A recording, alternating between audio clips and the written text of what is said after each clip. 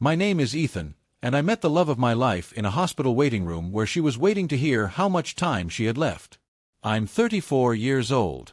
I work as a pediatric surgeon.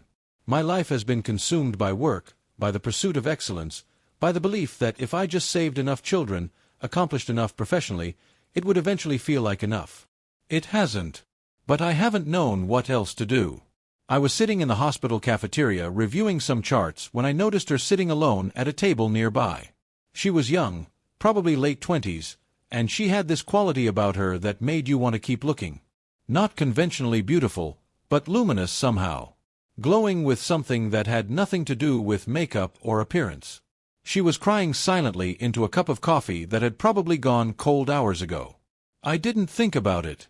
I just got up and sat down across from her. "Hi," I said. "I'm Ethan. You look like you're carrying something really heavy." She looked at me like I was insane. Then she laughed, actually laughed, at the absurdity of a stranger sitting down and making that observation. "I'm Lily," she said. "And yeah, I'm carrying something pretty heavy." "Wanna talk about it?" I asked. She studied me for a moment, and I could see her deciding whether to trust a complete stranger with something big. Then she said, "I just found out I have cancer. Stage 4. Metastatic. The doctors said 6 months if I'm lucky, maybe a year with aggressive treatment." I didn't know what to say. In my work, I save children. I've learned how to hold steady when delivering bad news, how to be present with families in crisis. But this was different. This was a young woman telling me she was going to die, and I didn't know how to be adequate to that moment. "I'm so sorry," I said, and it felt impossibly insufficient. "Yeah," she said. "Me too." We talked for an hour. She told me her name was Lily, that she was a photographer, that she'd spent her whole life planning things that weren't going to happen anymore. She told me about her family and their heartbreak. She told me about the boyfriend who'd left when he found out, said he couldn't handle the emotional weight of it. I told her I didn't think he deserved her anyway. She smiled at that. When we parted ways that day, I asked for her phone number. She hesitated. "Why?" she asked. "We just met. You don't owe me anything." "I know," I said. "But I'd like to see you again. If you're willing." She gave me her number, but not before warning me, "I'm going to be a complicated person to know right now. My life is about to become a series of hospital visits and bad days and eventually, worse days.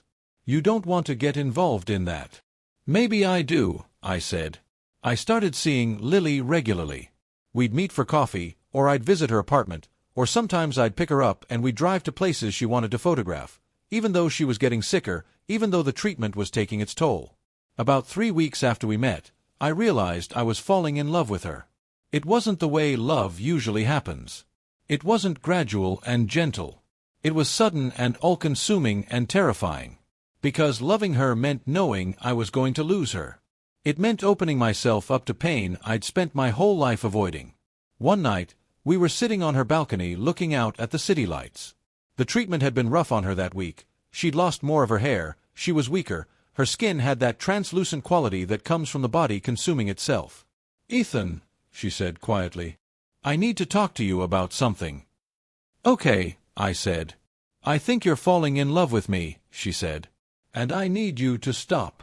My stomach dropped. "I can't do that," I said. "You have to," she said, and there were tears running down her face. "You have to because it's not fair.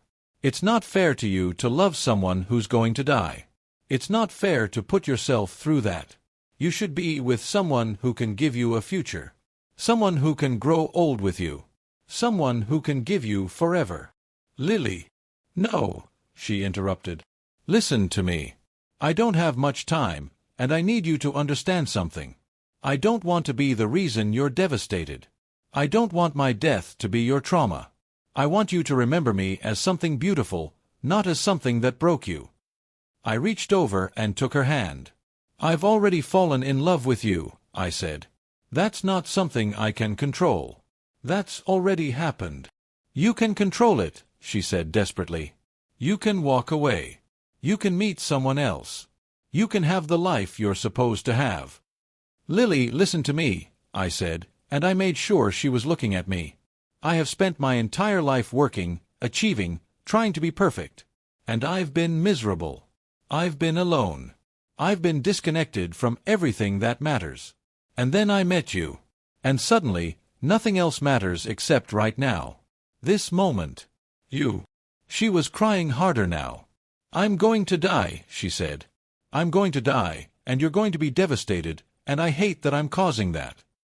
You're not causing it, I said. Life is causing it. Death is causing it. But Lily, what we have right now, this is real. This matters. And I would rather have 6 months with you than a lifetime with anyone else. She collapsed into my arms, and we sat like that for hours, both of us crying. We never officially became a couple in the traditional sense. We didn't go on dates or make plans for the future. But we became each other's person. She started staying at my apartment because the hospital visits were easier from there. I adjusted my surgical schedule to be able to take her to treatment. We existed in a strange space that was more intimate than any relationship I'd ever had, but with the constant shadow of her impending death hanging over everything. The hard days were brutal. Days when the treatment left her barely able to get out of bed. Days when she'd cry from pain or frustration or fear. Days when she'd talk about dying like it was an inconvenient thing she had to schedule around. But there were beautiful days too. Days when she felt strong enough to go outside. Days when she'd photograph the city and I'd watch her work, completely absorbed in finding beauty in the ordinary. Days when we'd stay up all night just talking about everything. Her dreams, my fears, what we believed about love and life and what happens after. One night, about 4 months after we met, she said something to me that I'll never forget. I spent my whole life waiting, she said. Waiting for the right moment to start living. Waiting to finish school, waiting to build my portfolio, waiting to find the right person. And I realized, about a month before I got diagnosed, that I'd wasted so much time waiting for a future that was never guaranteed. I'm sorry, I said. Don't be sorry, she said. Be present. That's all I want from you. Be present right now. Not grieving the future I won't have, not planning for after I'm gone. Just be here with me. I'm here, I said. I know, she said. That's why I love you. The 6 months came and went. The doctors were surprised. The treatment was working better than expected. She had a year, they said. Maybe more. Maybe much more. We didn't let ourselves hope too much. We'd learned that hope in the face of cancer is a dangerous thing. But we did allow ourselves to breathe a little easier. We allowed ourselves to think about what might come next. At the 1-year mark, she was still here. Still weak, still dealing with side effects, still not out of danger. But here. At 18 months, she was in remission. The scans were clear. The doctors said it was possible, small chance, but possible, that the cancer wouldn't come back. We were afraid to celebrate. Afraid to believe it. But we did. 2 years after we met in that hospital cafeteria, Lily was sitting with me on our apartment balcony. The same balcony where she tried to push me away because she was dying. I have something to tell you, I said. Okay, she said, and I could see the worry in her expression.